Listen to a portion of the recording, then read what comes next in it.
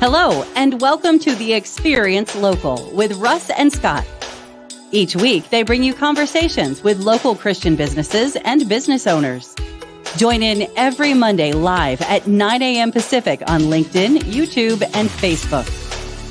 Catch the audio on KWIL 790 AM Monday evenings at 6 p.m. The Experience Local is brought to you each week by wonderful sponsors. Southpaw's Pizza and Sports Bar, 560 Northwest Hickory Street in Albany. southpawspizza.com.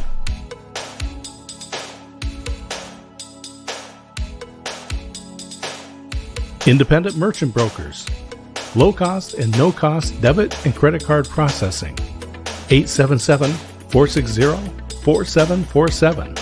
independentmerchantbrokers.com. Bosun Hub. Since 2012, Bosun Hub has built over 350 websites and many ad campaigns. bosunhub.com. Adams Rib Smokehouse, 210 State Street in Salem. 503-362-2194. adamsribsmokehouse.com. And now, your hosts for the Experience Local, Russ and Scott. Ta-da! Here And we Scott. are. It is the Experience Local live with Russ and Scott. There he is. Yes. And I'm so excited to be here. Happy Monday, everybody. It's going to be an amazing, amazing week. Scott, you know that I am a Monday guy. I love the start to a new week. It's not that I dislike weekends and holidays, but they do get in the way of a lot of fun things that we get to do. Yes, and every Monday being with you is amazing. And I love this whole new vibe that we get to do with the experience and put it the Experience Local. And you know what's amazing about this, as it said on the intro, not only are we live streaming on Facebook, LinkedIn, and YouTube, but we are also broadcasting on KWIL Live, and it's promoted on Hope 107. So what an amazing thing we get to do to bring this local community together. Yeah, but there's a danger to it because every Monday morning, for 3 Monday mornings now, I get hungry. and I'm thinking we need some barbecue today because in the Northwest, for some reason, there's just not a lot of barbecue places. But when you find one, stick with it. Well, it's an amazing place. Adams Rib and Smokehouse, who's not only a sponsor of the show. Thank you so much, Mike Adams and Adams Rib and Smokehouse. But we have Mike as a guest on today. So we're going to talk to him in just 1 second. But I want to just tell all you how amazing it is to come together with people like Mike. Years ago when I did radio advertising, speaking of radio, and I broadcast commercials right after "Hi, this is Russ," my commercial came Mike Adams with Adams Rib and Smokehouse. And I knew him from way back in the day from his radio commercials. And that is the power of radio and all that we do. So, Scott, I think we should just get this party started and bring Mike in. Absolutely. Let's have some fun. Do it. Let's have some fun. Hey, Mike. Good morning. So good to see you. Beautiful morning it is. And Mike, give us a little verbal description for all those folks on the radio of what we're looking at, because you have a beautiful backdrop. You're looking at my blessing from God. About 6 years ago, we bought this property, and behind me was all berry vines. And I'm sitting. You can kind of see my other side, the shelter I'm sitting under. This is we call it the picnic shelter. And it again was just berry vines as high as you see. It was a neglected property out towards Almsville, and we shouldn't have been able to buy it, but we were totally blessed by it, and now it's become my happy place. Sometimes I say, just sitting on a lawnmower behind me, and it takes 2 hours to mow the lawn, and it's just a cool place. We call it Adams Acres.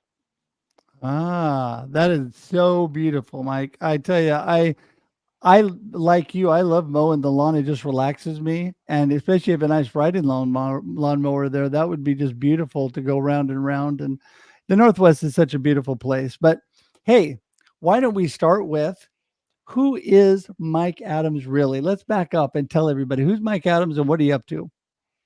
Well, I'll be real quick. I was raised in Southern California for most of my all my young years. Um, Grew up with a dad who went to work every day. We had a house, we had the essentials, but we didn't ever have anything extra. My dad was a very modest man. My mom stayed at home and took care of the kids. It was a classic, 60s, 50s, 60s before it all went haywire in the 70s. But my mom was always home for us. My dad always came home about 4 o'clock in the afternoon, and um, he just he didn't make a lot of money, but he took care of us, our needs and everything. And growing up, there's stories of running around barefoot because we didn't want to ruin our shoes because we only got them twice a year when school started, and then we'd get another pair usually around Christmas, and those shoes had to last us all year, as well as our clothes. I wore hand-me-down clothes because I had two older brothers, and then cousins on top of that, and so everybody would pass their clothes on down by the time they got to me, and then my little brother, usually he got new clothes because by the time they got through me, they were about done. So very modest upbringing. Um, and so I always tried to do more so that I wouldn't have that, so I would have a little better. You know what I'm saying? I started my first business, I guess, when I was 10 years old, pushing a lawnmower around the neighborhood, which a lot of us did back then. But at 19, I started my first company. It was a landscape company, and I did that for probably all off and on. I did that for probably 20 years, and then I sold that company and started Adams Rib. And that was Adams Rib started in a food truck in 1998, and I still had the landscape company until 2000. And then that's when I sold that company in 2003. We started at a brick and mortar restaurant, and we originally started on Market Street. And real quick, I had a vision. I was prayed over in church by my wife's prayer ladies. It was a night of prayer at Morning Star Church, and they all laid hands on me because I was in a bad place. My dad had passed away a few years earlier, and he and I were really close, and I was losing it. I ended up going bankrupt, and coming out of it, well, I was paying off everything. I opened Adam's Rib, so it was totally a God story.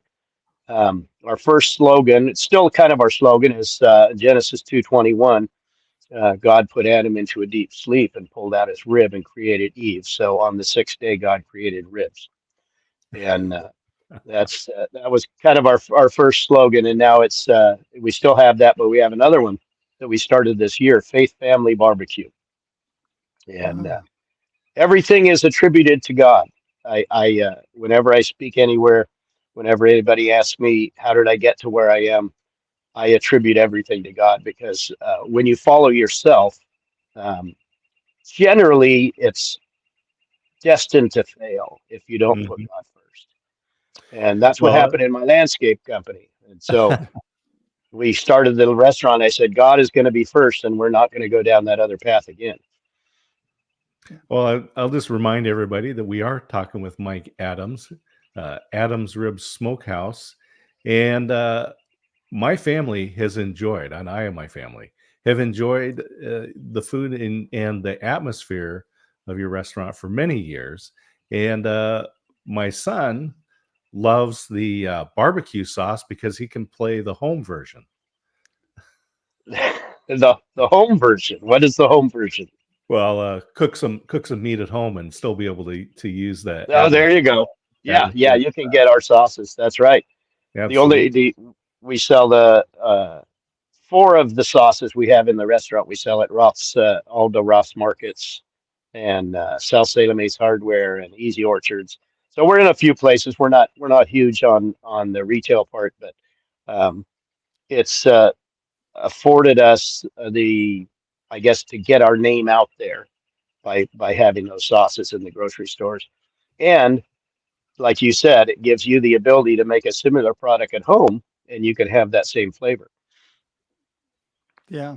Well, you know what I love about you is you didn't stop at that. You've done so many things, but you expanded and you have more than just Adams Ribbon Smokehouse now, don't you, Mike? Yeah, we do. Another fun story when before Bowen Vine, the Salem Association of Realtors had this food truck called Dad's Burgers, and they had nobody to run it. They didn't know what they were doing. They meant well, but they weren't making a profit, so they parked it in a barn. And I found out about it, and I approached them and said, "Hey, I want to run this for you, and I'll give you 10% of the gross. Just let me do it. I have an idea in my head, a concept." And so we made a deal with them, and so we paid them 10% of the gross for probably 3 years. I can't remember what our total amount. We probably paid them $20,000 over 3 years, and all that money went to their children's fund, which was so they could put on a Christmas party for kids. And so, anyways, that's a guy approached my son when he was working. I told my son Matt, my youngest son, develop it, figure out the burgers. He did all that. And then a guy approached him and said, "Hey, I want to own a restaurant. I like your concept. I have a bunch of guys that want to invest." And so I told my son he could have it. And then the guy came back, and all the other people that were going to invest had walked away. And so they came to me, and that's how Bowen Vine started. So the Bowen Vine Burger Bar started in a food truck as the paddy wagon. And that one has grown exponentially over the last 8 years. We within we opened the Salem restaurant. Then within I think 2 years we opened Corvallis, and then 3 years we opened uh, Eugene. So that one actually probably 4 years. Anyways, that one opened the day COVID shut everything down. So Eugene has been a struggle because when we opened it, we had to shut everything down. So all we could do was to go orders. But again, God has blessed us because we were able to transition with all the restaurants into a to-go service really easily.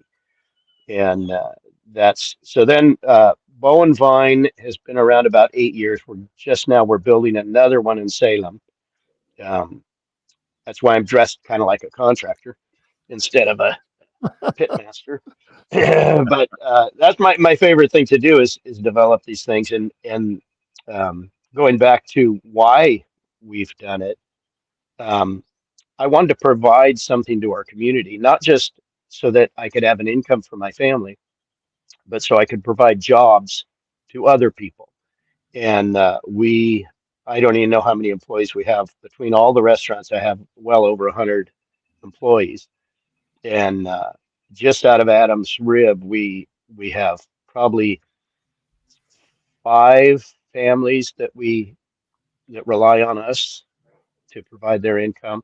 And Bowen Vine, with 3 restaurants, we hire a lot of young people, so we aren't necessarily supporting a bunch of families, but we're supporting a lot of people. And we're we're charged with making sure it works.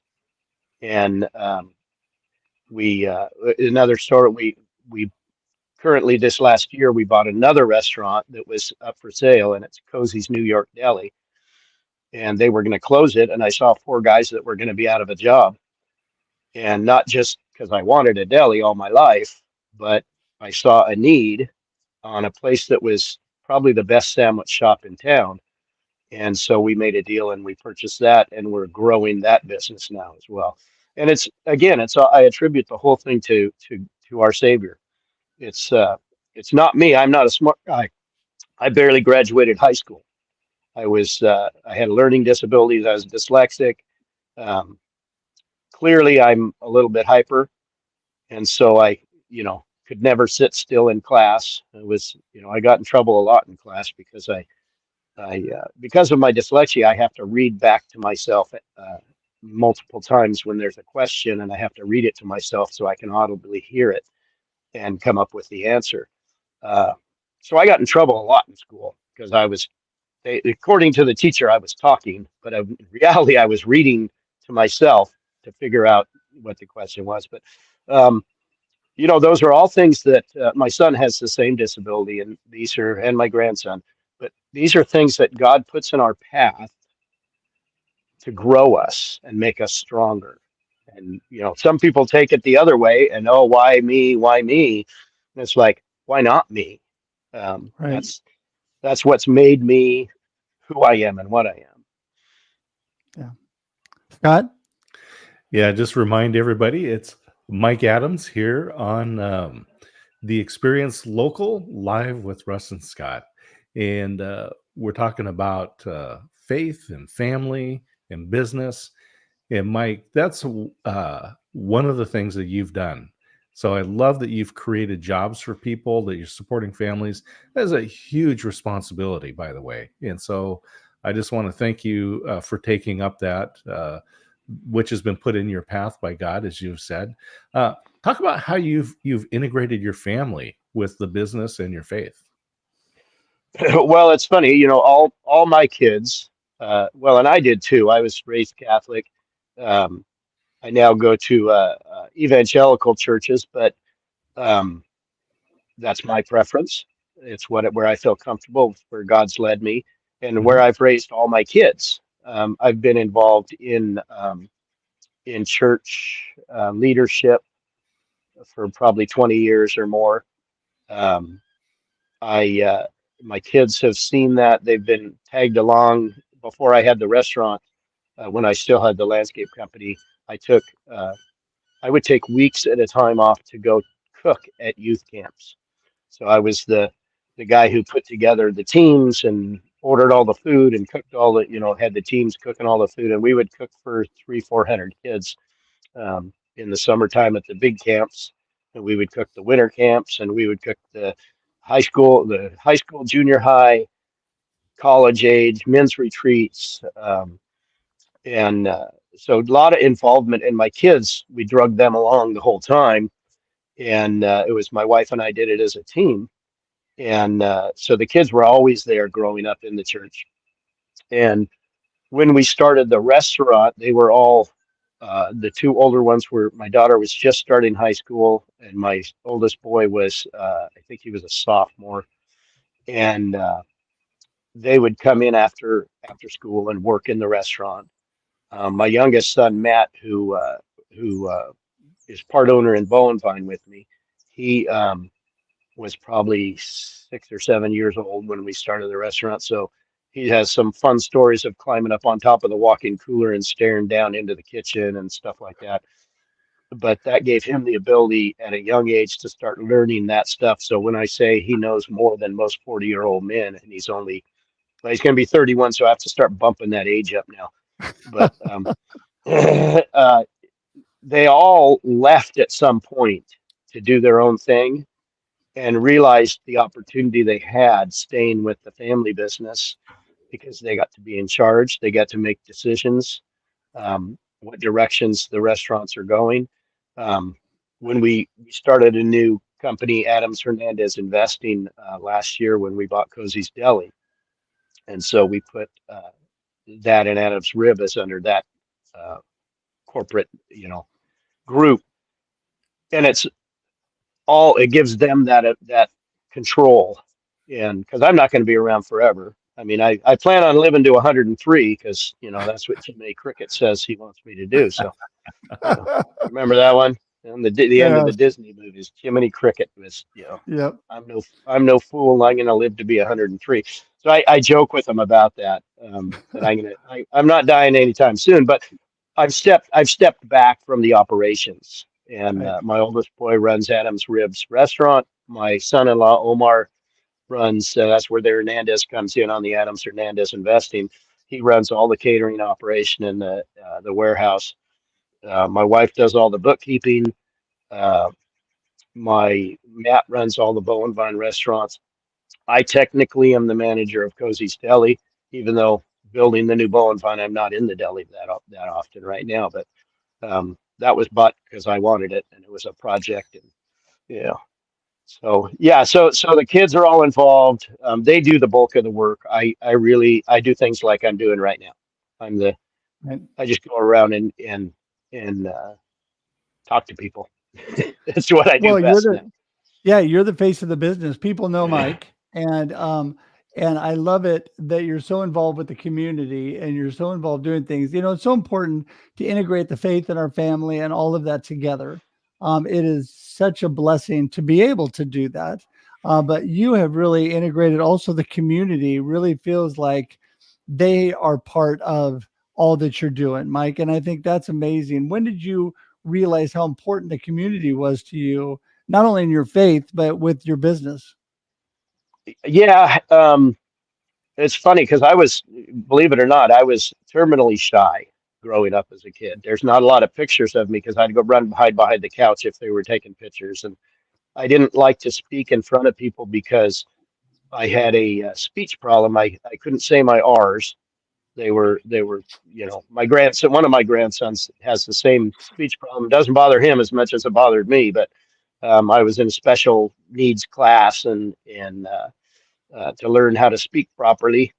And so I was teased a lot as a kid. One, because I had that speech problem. I wore glasses. I was picked on terribly because of those things, and I wore old clothes.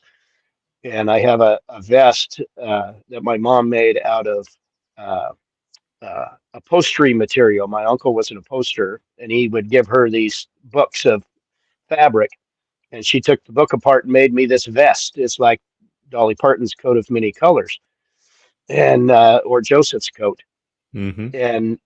and it's the very same thing. And I still have it to this day. I use it as a prop sometimes when I'm speaking. But I wore that to school proudly, and the kids would just tease me unmercifully because it wasn't bought at the grocery or at the regular department store. It didn't have the Levi's, button on it, or Jordache, or whatever. It was pre-Jordache, but um, if anybody even remembers Jordache now. Oh But yeah. yeah. So I had to get out of that shyness if I was going to be successful, Hmm. and so I had to. I started, you know, talking, and I did it. I didn't go to any, Toastmasters or anything like that. I just started getting and putting myself out there, and knowing that God was in control of my life, and He gives me that strength to speak in front of people. I'm still. I don't know if you ever noticed. I mean, I make a big deal at these meetings that we go to, Russ, but I'm still really shy when it comes to being out there. I break out of that for those groups, and when I get to speak in front of people. Um, but the bringing the public in, or into your business, and you need those people. You need people to support you in those areas. You can't just rely on your friends, because when we opened the restaurant, all our friends said, "Oh yeah, we'll come," and it was a ghost town because nobody knew who we were. You know, Mm-hmm. you can't rely on your friends that are going to come in once every 6 months. So getting out there and essentially making new friends, and spreading. I like to say, as a Christian, people should see something different in you without even saying, or without even bringing it up. You shouldn't have to bring up, "Well, I'm a Christian." You should just show it in your actions and what you do. And that's God's given me that ability to Yes. That's took me out of that it's so shell. important to be able to live that. And as we get close to winding down here, I'll remind everybody, Mike Adams of Adams Rib Smokehouse and Bowen Vine, and what's the name of the deli? It's right here, Cozy's New York Deli. Cozy's New It's York Deli. I tell you, it's just fabulous stuff. Let me ask you one question, because it's not a sin to love the food that you cook. What's your favorite of all the things that you cook at the deli, at Bowen Vine, at the Smokehouse? What does Mike Adams like to eat? you know really, and I don't do steaks, but my absolute favorite uh, meal is a thick cut ribeye and some Brussels sprouts or broccoli. I know I'm one of those broccoli lovers. I like the greens, Me but too. but but the thick cut ribeye and when I was doing the radio show, and I haven't taught classes in a while, but I'd love to start teaching classes again. Out here on my farm is where I'd love to do it because I've got a whole kitchen I'm setting up here in the picnic shelter. But you take that ribeye, you season it, just basic salt, pepper, garlic, and then you put it on. I have like 15 Traegers and other pits around here, but you take that and you stick it in that smoker on low, like 200, and then smoke that thing for about 45 minutes. Fire up your gas grill or something with a cast iron griddle on it, or a cast iron pan. Put a little pat of butter in there, let that melt, and then sit that ribeye, pull it from the smoke, set it on there at 600 degrees, so it just sizzles in that butter. Maybe a minute and a half. Flip it over, minute and a half on the other side. You are going to have the most incredible ribeye, or as I like to call them, Spencer steaks, because that's where I grew up. It was called a Spencer steak, and but it's essentially a ribeye, but thick cut. And then I'm telling you what, it's going to be medium rare. It's going to be smoky. It's going to be flavorful. It's going to have that nice crust. That is my absolute favorite thing to cook. Even though I love my beef ribs, I love my pork ribs, I love my tri-tip. Tri-tip is something that wasn't available here in Oregon before I moved here, and I started pushing it. And that was over 20 years ago. You got to love all that stuff. And I love ribs. I love steak. But you know what? We're out of time for today, Mike. Just tell everybody real quickly, how do they get in touch with you? Because I know people are going to want to get in touch with you. How do they get in touch with Mike? Well, if they want to get in touch with me personally, Grilling with Mike Adams. You can go to my Facebook page, or you can go email me at grillingwithmikeadams@gmail.com. And grill in, not ing, grill in with Mike Adams. And then, you can, or you can email Adams Rib and the info. There's an info at adamsribsmokehouse.com. Perfect. And, it just happened to be ticking along the bottom, the Grilling with Mike Adams. So everybody, it's right there. It's in the show notes, and it's also in the comments today. And so, Mike, appreciate you letting everybody know that as well. People on the radio are going to want to hear this, or people that are listening to the podcast also want to get that information. So thanks so much for being here. We're going to say goodbye for today, but hang tight. We'll talk to you in just a moment here after we say goodbye. All right. Sounds good. Thank you for having me. You bet. Wow. Well, I know my wife and I we're ribeye people too. And broccoli, the Brussels sprouts sounds great. That recipe, wow. Okay, we're ready to go. I am with you. I am a broccoli guy too. And I'm a meat, potatoes, and vegetables. I love everything. I was actually Mama's dream come true, because I would eat anything she put in front of me. And so, yeah, pretty much a Mama's dream come true. But anyway, enough about me. Show, and my mouth is watering. I think we should all meet down at the Smokehouse. Oh my goodness, for sure, for sure.